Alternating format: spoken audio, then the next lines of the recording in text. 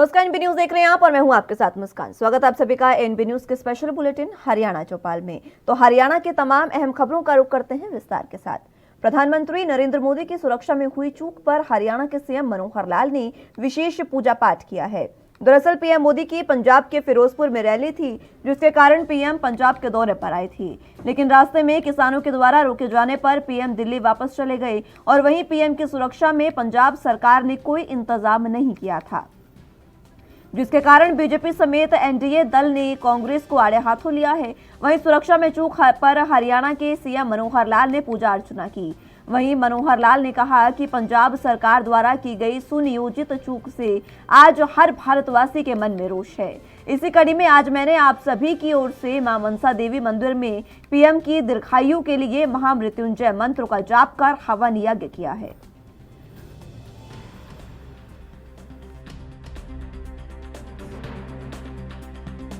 त्याग समर्पण भाव से जो इस प्रकार का जो काम चल रहा है, देश की जनता की सेवा करना जो लगे हैं, उनकी दीर्घायु हो। महामृत्युंजय मंत्र के माध्यम से हवन यज्ञ करके और उनकी लंबी जीवन की कामना की। इसी प्रकार जैसे कोविड भी तीसरी लहर उसकी जिस प्रकार से बहुत तेजी से बढ़ रही है, निश्चित रूप से इसमें भी महामारी मां मनसा देवी का हमको आशीर्वाद मिले और ये जल्दी से बीमारी दूर हो, ऐसा कामना की। सर थोड़ा नीचे में तारा भाई नीचे करना हाथ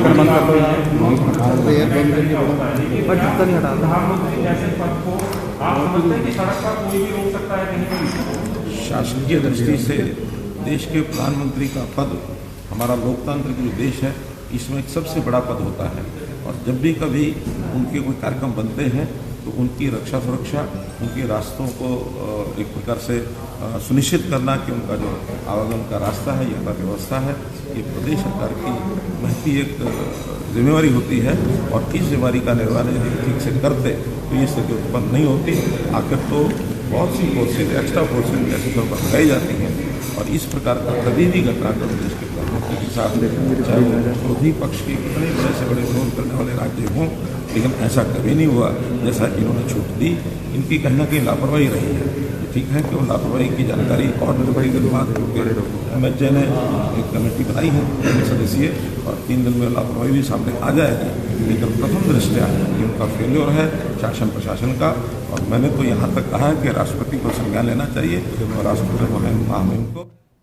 पंजाब में प्रधानमंत्री नरेंद्र मोदी की सुरक्षा में चूक को लेकर बीजेपी खेमा चिंतित है। इसके चलते हरियाणा के सीएम मनोहर लाल और हरियाणा बीजेपी अध्यक्ष ओपी धनखड़ शुक्रवार को राज्यपाल बंडारू दत्तात्रेय से मुलाकात उन्होंने की और ज्ञापन सौंपा गया। इस दौरान बीजेपी प्रदेश अध्यक्ष ओम प्रकाश धनखड़ ने कहा कि हमने राज्यपाल को राष्ट्रपति के नाम ज्ञापन सौंपा है।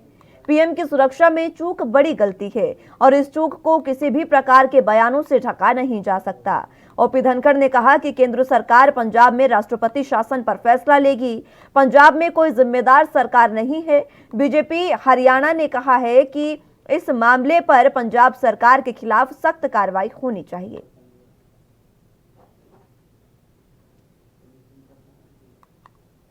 महामहिम राज्यपाल को महामहिम राष्ट्रपति के नाम आज हरियाणा भारतीय जनता पार्टी के वरिष्ठ नेताओं ने, मुख्यमंत्री, हमारे गृह मंत्री, हमारे शिक्षा मंत्री, हमारे परिवहन मंत्री वरिष्ठ नेता रामविलास जी, हमारे खेल मंत्री संदीप सिंह जी, पार्टी के महामंत्री वेदपाल जी, हमारे सांसद रतनलाल कटारिया जी, पूर्व केंद्रीय मंत्री, सब ने मिलके एक ज्ञापन महामहिम राज्यपाल जी को सौंपा है महामहिम राष्ट्रपति के नाम कि पंजाब में जो प्रधानमंत्री जी की सुरक्षा में चूक हुई है, ये चूक बहुत बड़ी गलती है और इस चूक को किसी प्रकार के बयानों से ढांपा नहीं जा सकता और इस चूक के खिलाफ सख्त कार्रवाई होनी चाहिए।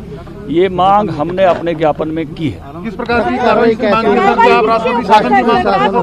करना चाहिए क्या?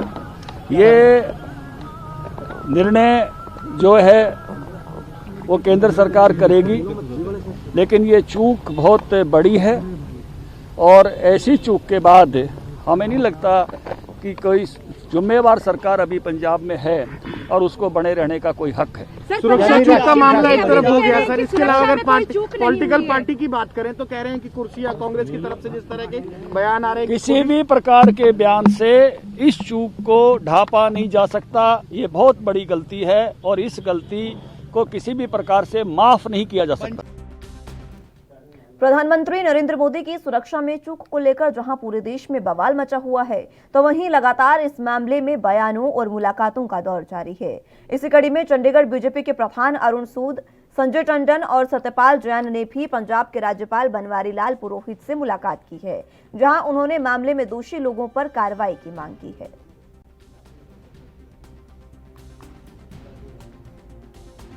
जो परसों घटना हुई है फिरोजपुर में, वो मैं समझता हूँ कि एक बहुत बड़ी एक काला धब्बा है देश के लोकतंत्र पे और देश के फेडरल स्ट्रक्चर पे।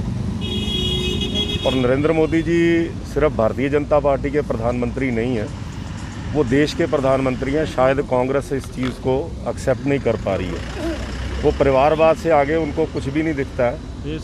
और जिस प्रकार से वो घटना हुई, बॉर्डर से 10 किलोमीटर दूर एक फ्लाईओवर पर उनको साजिशन रोका गया और कुछ भी दुर्घटना हो सकती थी, लेकिन लोगों के प्यार, लोगों की दुआओं के कारण से नरेंद्र मोदी जी सुकुशल वापस आए। और मैं समझता हूं कि ये सरकार के पार्ट पे एक बहुत बड़ी इंटेंशनल नेग्लिजेंस थी, जिसको उन्होंने अपनी जो संवैधानिक जिम्मेवारी थी, आज अगर हम देखें तो हमारे देश के इतिहास में कभी ये नहीं हुआ कि किसी प्रधानमंत्री के काफिले में किसी तिनके का भी विघ्न पड़ा हो। 150 आदमी खड़े किए गए, स्कूल बसेस खड़ी की गई और बॉर्डर से सिर्फ 10 किलोमीटर दूर जो है वो प्रधानमंत्री जी का काफिला रोका गया। और जो चीफ मिनिस्टर थे उन्होंने भी कंफर्म किया था कि वो प्रधानमंत्री के साथ कंपनी करेंगे, लेकिन उन्होंने ऐन मौके पे जो है वहाँ आना उचित नहीं समझा। और ये जो है, ये घटना जो हुई है, मैं समझता हूँ कि बहुत निंदनीय है और इससे नरेंद्र मोदी जी का नहीं, पूरे देश का अपमान हुआ है और दुनिया में एक गलत संदेश गया। आज गवर्नर साहब से मिलके हमने मांग की है कि जो लोग भी इस सारी घटना की पूरी जांच होनी चाहिए और इस पर जो भी कार्रवाई बनती है वो कार्रवाई की जाए। वहीं इसी मसले पर हरियाणा के गृह मंत्री अनिल विज ने भी अपनी प्रतिक्रिया दी है। क्या कुछ उन्होंने कहा है, सुनाते हैं आपको। पंजाब में प्रधानमंत्री नरेंद्र मोदी जी को सुरक्षा प्रदान न किए जाने पर और उनका रास्ता रोके जाने पर पंजाब के मुख्यमंत्री चरणजीत सिंह चन्नी जी ने जो स्पष्टीकरण दिया है कि देश में प्रजातंत्र है, कोई भी रास्ता रोककर प्रधानमंत्री से बात कर सकता है। ये उनका स्पष्टीकरण नहीं है, ये उनकी स्वीकारोक्ति है कि इस षड्यंत्र में उनकी पूरी तरह से संलिप्तता है। देश में प्रजातंत्र है,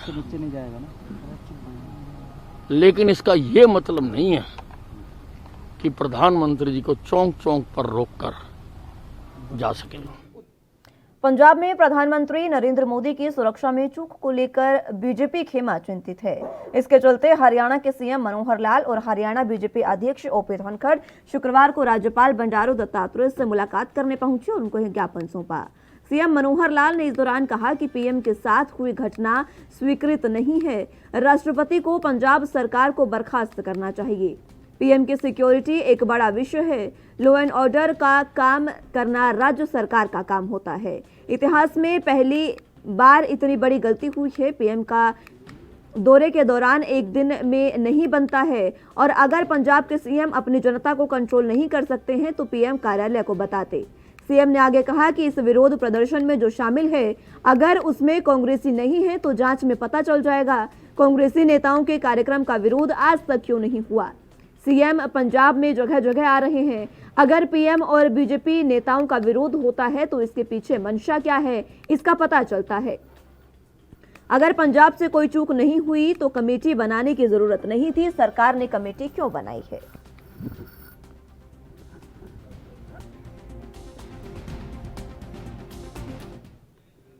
वहीं हरियाणा के गृह मंत्री अनिल विज ने पंजाब के सीएम चरणजीत सिंह चन्नी के प्रजातंत्र वाले बयान पर पलटवार किया है। उन्होंने कहा कि देश में प्रजातंत्र है, लेकिन इसका यह मतलब नहीं कि प्रधानमंत्री को अपनी बात कहने के लिए चौक चौक पर रोक लिया जाए। जो सरकार पीएम की सुरक्षा नहीं कर सकती, उससे ज्यादा बुरी सरकार कोई नहीं हो सकती है, ये अनिल विज ने कहा।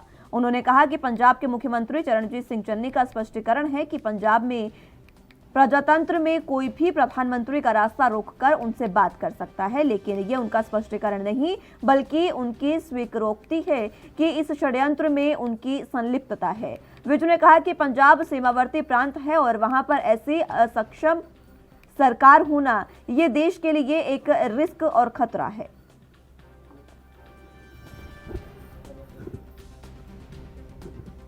तो ये ट्वीट आप देख सकते हैं जिसमें गृह मंत्री अनिल विज ने पंजाब की सरकार पर और उनके बयान पर निशाना साधा है।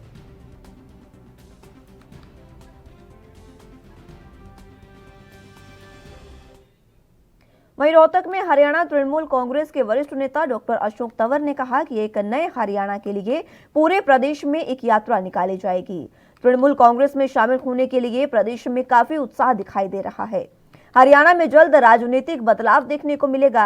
वहीं गांधी कैंप स्थित मातूराम कम्युनिटी सेंटर में पार्टी के नववर्ष सम्मेलन में मौजूद प्रदेश से पहुंचे कार्यकर्ताओं को संबोधित वो कर रहे थे। इस दौरान सम्मेलन के संयोजक बिमल मिनोचा ने भी सभी का आभार प्रकट किया। मुल्क में जो आज लड़ाई है, किसान, गरीब, मजदूर, साधारण जन, उनकी लड़ाई लड़ने के लिए जो एक जज्बा लेकर के वो समर्थन करने के लिए आए, मैं उनका भी धन्यवाद करता हूँ। गुरमीत सिंह जी गिल साहब और दूसरे साथी हमारे दाता सिंह वाला से भी हैं। भाई मनीष खन्ना जी वो भी यहाँ पर बैठे हैं, समाज सेवी भी हैं और अच्छा उनका योगदान है पंजाब की राजनीति में। हमारे रिटायर्ड एसएचओ हैं कालका से, लंबी सेवा इस पंचकुला ज़िले में उन्होंने दी। जसविंदर सिंह जी वो भी आज शामिल हो रहे हैं। डॉक्टर हुसैन जी यमुनानगर से हैं और इनके अलावा उनके सैकड़ों साथी आज तृणमूल परिवार से जुड़ करके ममता दीदी के नेतृत्व को मजबूत करने के लिए यहाँ पर आए हैं। मैं उन सभी साथियों का तृणमूल कांग्रेस में शामिल होने पर बहुत बहुत उनको बधाई देता हूँ, उनका धन्यवाद करता हूँ कि एक सही समय पर सही फैसला आज उन्होंने लिया। साफ बात समझ में आती है कि किस तरीके से अपनी कमियों को छुपाने के लिए कैसे कैसे जो राजनीतिक स्टंट वो खेले जाते हैं। हम भी लंबे समय से देश की राजनीति में रहे, एसपीजी प्रोटेक्टिव्स के साथ हमने भी बहुत ट्रैवल किया, उनके प्रोग्राम भी आयोजित किए और जो पीछे का मामला हमने देखा कि 122 किलोमीटर की दूरी के बावजूद भी ये फैसला हुआ कि इतना ट्रैवल कभी मुझे नहीं लगता कि प्रधानमंत्री को इतना लंबा ट्रैवल कराया जाता है बाई रोड, और वो भी जब जब सारे पुख्ता इंतजाम पहले देख लिए हों, 6-6 हेलीकॉप्टर खड़े हों और बॉर्डर का इलाका हो, तो किसका फेलियर है ये तो माननीय सुप्रीम कोर्ट में भी आज हियरिंग थी, वो भी फैसला करेगा। लेकिन इतना जरूर है कि या तो जानबूझ करके कुछ प्लानिंग के तहत ये पूरा षड्यंत्र रचा गया ताकि उसका राजनीतिक लाभ ले सके, या फिर किस तरह के लैप्सेस हैं, एमएचए के लैप्सेस हैं, ये एसपीजी के लैप्स हैं, स्टेट गवर्नमेंट के हैं, किसके हैं ये आने वाले समय में पता चलेगा। लेकिन मुझे लगता है कि अब एक्सेस चल रहा है जिसमें पॉलिटिशियन भी हैं, माइनिंग क्षेत्र से जुड़े हुए लोग भी हैं और साथ साथ कहीं ना कहीं उसमें अधिकारी भी लिप्त होते हैं। तो कब ये ब्रेक होगा ये तो हमें देखना है। लेकिन इन तमाम मुद्दों को लेकर के आने वाले समय में तृणमूल कांग्रेस जनता के साथ कनेक्ट करने का काम करेगी और हमारी कोशिश रहेगी कि इन तमाम मुद्दों को लेकर के हम जनता के बीच में जाएं। साथ साथ जो प्रदेश में आज पढ़ाई है, बच्चों की पढ़ाई, हर व्यक्ति की दवाई और बेरोजगारी, और हमारे जो बेरोजगार साथी है जिनकी कमाई करने की उम्र है, रोजगार की उम्र है, उनको रोजगार कब और कैसे ये सरकार देगी। आज भी मैं देख रहा था मुख्यमंत्री ने अपने आंकड़े पेश किए, दूसरे आंकड़े और पेश होते हैं, लेकिन सच्चाई ये है कि हरियाणा के अंदर, इस देश के अंदर पहले से ज़्यादा महंगाई बढ़ी है, बेरोजगारी बढ़ी है, भ्रष्टाचार बढ़ा है, पेट्रोल के दाम अंतर्राष्ट्रीय वो कम होने के बावजूद भी अभी 2-4 दिन पहले ही चर्चा मैं सोशल मीडिया पे देख रहा था कि अगर सरकार चाहे तो जिस तरीके से अभी क्रूड ऑयल के प्राइसेस कम हुए हैं तो 8 रुपये तुरंत कम कर सकती है, लेकिन फिर भी नहीं कर रही है। तो कहाँ वो हो रहा है, क्या है, और इस कोरोना की आड़ में बार बार लॉकडाउन लगा दिए जाते हैं। ये भी कहीं एक बड़ा संशय लोगों के मन में पैदा करता है कि क्या इसकी आड़ में जो सरकार किसी भी पार्टी की हो, उनको सबको सूट करता है कि लॉकडाउन हो, कोई एजिटेशन ना हो, किसी को कुछ ना करना पड़े। ये जो भावी पीढ़ियां हैं जिसके ऊपर हम गर्व करते हैं और जिसके माध्यम से हम इस भारत को महाशक्ति बनाना चाहते हैं, उनका भविष्य इसी तरीके से अंधकार में कर दें। तो आज इन तमाम चुनौतियों का मुझे लगता है कि आने वाले समय में एक मजबूत नेतृत्व की तलाश है जो इसका समाधान कर सके। बुलेटिन में यहाँ वक्त एक छोटे से ब्रेक का है, फौरन हाजिर होंगे।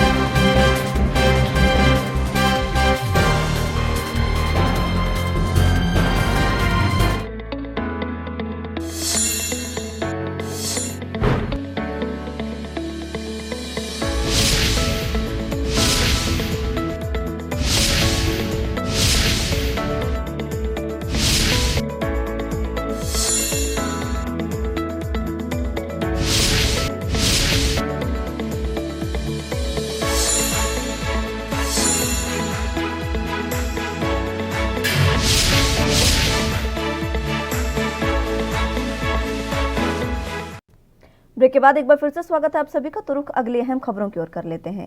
हरियाणा के पूर्व मंत्री और तोशाम से विधायक कांग्रेस के वरिष्ठ नेता ने अपनी प्रतिक्रिया दी है। लगातार वो तमाम मुद्दों पर अपनी प्रतिक्रिया देते हैं और इस बार पीएम जिस तरीके से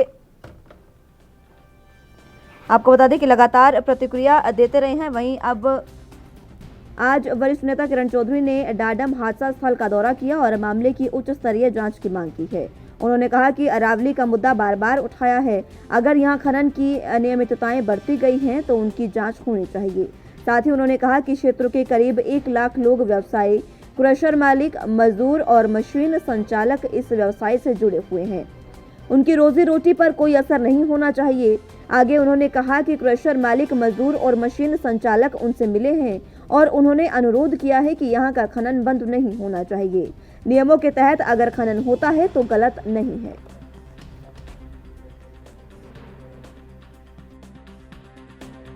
इतना दुखदायी हादसा जो हुआ है, थोड़ा नीचे और जो नीचे कर मजदूर भाइयों की जाने गई है, मैं उनके प्रति अपनी पूरी जो है संवेदना प्रकट करती हूँ।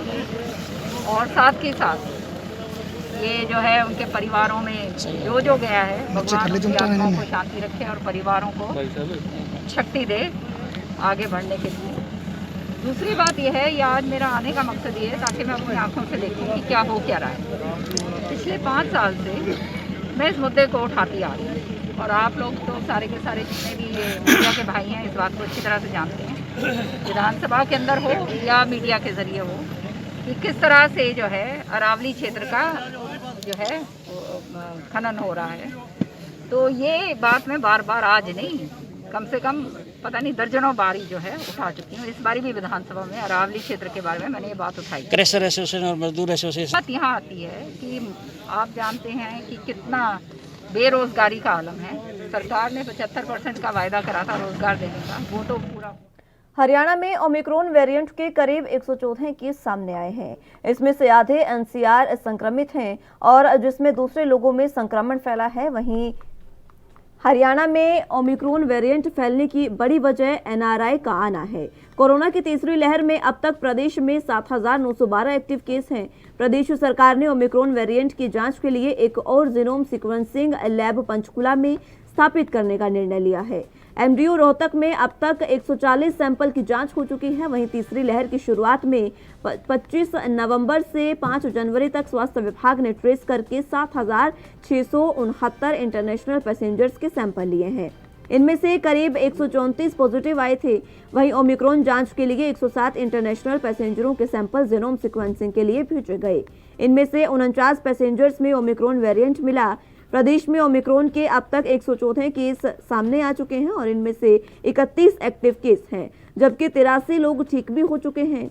सबसे ज्यादा ओमिक्रॉन के मरीज गुरुग्राम में 51 और फरीदाबाद में 24 हैं। केंद्र सरकार ने विदेशी पैसेंजर्स के लिए कोरोना गाइडलाइन भी जारी की है, जिसके तहत उन्हें एयरपोर्ट पर आने पर सैंपल देने के बाद 7 दिन के लिए होम आइसोलेशन में जाना होगा।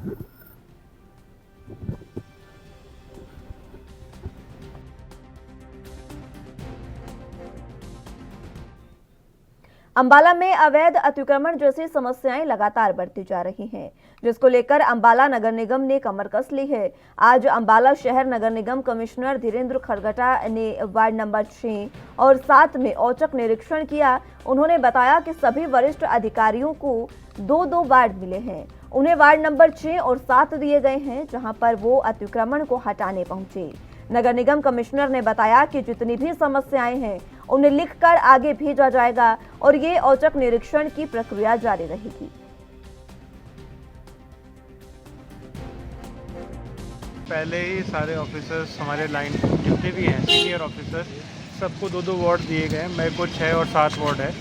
6 का वार्ड का जो दौरा मैं सारे वार्ड का और भी दौरा करूँगा, ताकि हमारे जितना भी एरिया है इस बार इसमें जो भी इश्यूज़ हैं, कहीं इंक्रोचमेंट के इश्यूज़ हैं, कहीं लोगों ने अपना CND वेस्ट डाल रखा है, कहीं प्लॉट में भरा पड़ा है, वो सारा नोट करके हम उसको देंगे और ताकि हमारे ऑफिसर से 1 हफ्ते के अंदर वो लग के पूरा खाली करवाएंगे। देखिए मैं अभी इसी वार्ड में आया हूँ, तो इस वार्ड में भी लोगों ने कहीं इंक्रोचमेंट कर रखे हैं, तो हम हमारी जो नाला का जो काम चालू हो गया तो ये इंक्रोचमेंट सारी तुड़वाई जाएगी। और इसके बाद आपने देखा होगा जगह जगह पे ओपन भी है, तो वो सारी भी हमने कवर करने का टेंडर लगा दिया, तो ये सारी कवर कर दी जाएंगी परफोरेटेड कवर।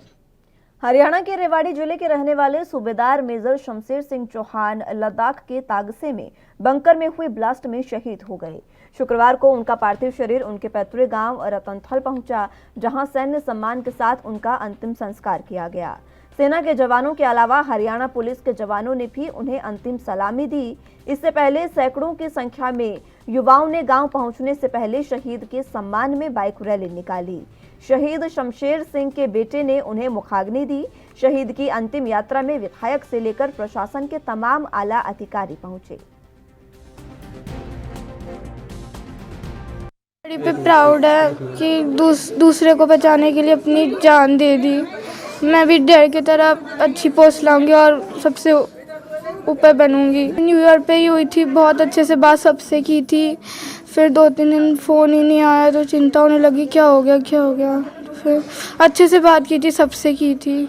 आज भारत माँ का सपूत भारत माँ के लिए शहीद हुआ है। जैसे मेरा क्षेत्र रणबांकुरों की भूमि, शहीदों की भूमि, सैनिकों की भूमि है, उसी की कड़ी में आज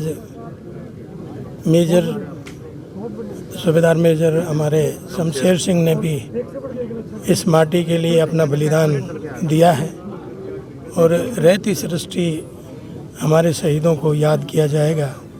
उन्हीं की बदौलत आज हम खुली हवा में सांस ले रहे हैं और पूरा क्षेत्र आज शोक की लहर है। उनके अंतिम संस्कार पे आप भीड़ भी देख रहे होंगे जहाँ शहीद होने वालों की कमी नहीं, वहाँ शहीदों से प्यार करने वालों की भी कमी नहीं। फिलहाल के लिए हरियाणा चौपाल में मेरे साथ बस इतना ही। तमाम अहम खबरों के लिए आप बने रहिए एनबी न्यूज़ के साथ। नमस्कार।